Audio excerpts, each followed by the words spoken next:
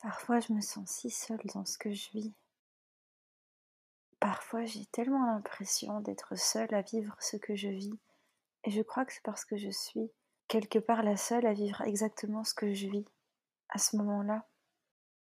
D'autres personnes peuvent vivre des situations similaires, mais il y a quelque chose d'unique dans chaque expérience vécue par chaque être humain. Et là n'est pas vraiment la question ou le sujet de ma réflexion. Ma réflexion tourne plutôt autour du fait que je me sens seule parfois dans les expériences que je fais. J'ai tendance à avoir une vie où j'ai beaucoup de temps pour penser à moi, à ma vie, à comment je vois les choses dans ma vie. Et quand je dis que j'ai beaucoup de temps, c'est qu'aussi je prends du temps pour ça. Plutôt que d'avoir des événements à l'extérieur de moi, je prends plutôt du temps pour vivre les choses avec moi-même. Et quand je dis ça, je me rends compte qu'en même temps, j'ai du mal à m'asseoir à l'intérieur de moi-même et à observer ce qu'il se passe autour de moi. J'ai du mal à faire ça, mais j'essaye de le faire et j'apprends à le faire étape par étape en fait. C'est plus comme avant, tout ou rien.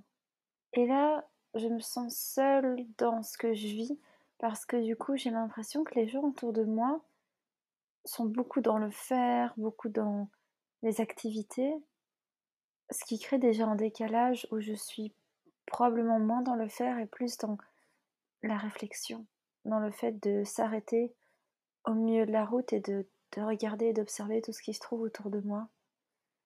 Et en ce moment, je sens que je suis en train de passer par des phases différentes, que je suis en train de passer des caps différents. Et j'ai l'impression, en fait, c'est un petit peu l'histoire de ma vie, que depuis que j'ai pris conscience, depuis que j'ai pris plutôt davantage conscience de qui je suis et de ce qu'il y a à l'intérieur de moi, eh bien, je passe très souvent des caps parce que je m'ouvre plus à la vie et que j'essaye de moins contrôler et de davantage lâcher prise. Et là, je sens que je passe par des caps différents. Et c'est un sentiment de grande solitude parce qu'à travers cette expérience-là de passer des caps différents, je sens qu'en fait, je suis seule face à moi-même, qu'on est seul face à soi-même dans la vie. Alors oui, on est interdépendants les uns par rapport aux autres, mais on est aussi autonome et on est seul face à ce qu'on vit. Parce que pour moi, la vie, sa propre vie est une quête, un parcours initiatique de retour vers soi, de chemin vers soi, à soi. Et il y a des gens qui nous accompagnent sur ce chemin, mais ce chemin est quelque chose de profondément personnel et intime. Et quand je vis des expériences comme ça, où je me sens bousculée par ce qui se passe autour de moi, par la vie, j'ai besoin de me recentrer, de me retrouver seule pour digérer tout ça. Et c'est quelque chose que j'apprends, me donner du temps pour digérer les choses et pas à nouveau engloutir d'autres choses et pas en fait enchaîner les expériences tout le temps, tout le temps, tout le temps.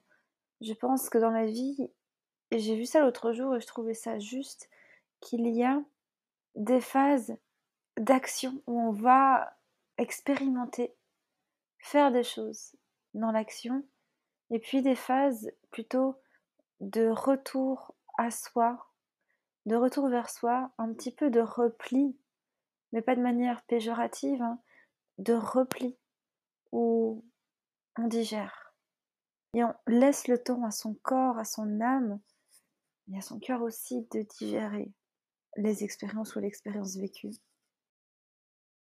Et donc en ce moment, je me sens seule face à ce que je vis parce que je me rends compte que je suis la seule qui peut faire quelque chose de ce que je suis en train de vivre, des expériences que je suis en train de vivre. Les autres autour de moi peuvent avoir leur avis sur la question, et encore, ça ne m'intéresse pas forcément. Ce qui m'intéresse vraiment, c'est moi, comment moi je vis les choses et les perçois, d'écouter ma mélodie intérieure. Et donc là, je passe par des caps différents, et il y a un profond sentiment de solitude, parce que je ne peux pas me fuir, et que soit en fait quelque part je décide de ne pas accepter les choses telles qu'elles sont, et du coup je suis dans la résistance, soit je décide de regarder les choses telles qu'elles sont, sans vouloir les changer et en acceptant qu'elles soient telles qu'elles sont, en les acceptant pour ce qu'elles sont. Même si ça fait mal, même si ça ne correspond pas à mes attentes, même si peux me sentir désillusionnée du coup par rapport à ce que je croyais être la réalité. Et c'est inconfortable, ce retour, ce chemin vers soi, à soi, parce que ça demande de s'ouvrir grand, d'ouvrir grand sa cage thoracique et ses bras, de les déployer grand et de laisser la vie entrer en soi, de vivre des expériences et puis de laisser infuser ça, de laisser le temps à soi-même de digérer tout cela.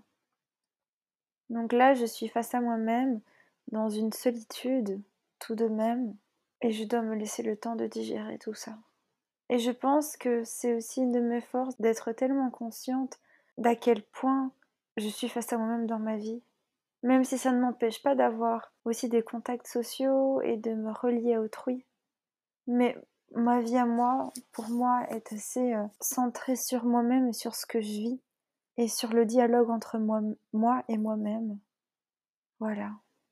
Je voulais partager cette réflexion parce que sinon elle pourrait partir aux oubliettes dans ma tête et je pourrais oublier que j'ai vécu et ressenti ça. Donc c'est une sorte de témoignage et peut-être que d'autres personnes pourront s'identifier à cela ou peut-être que cela fera écho à ces personnes-là, ce que je suis en train de dire et de vivre.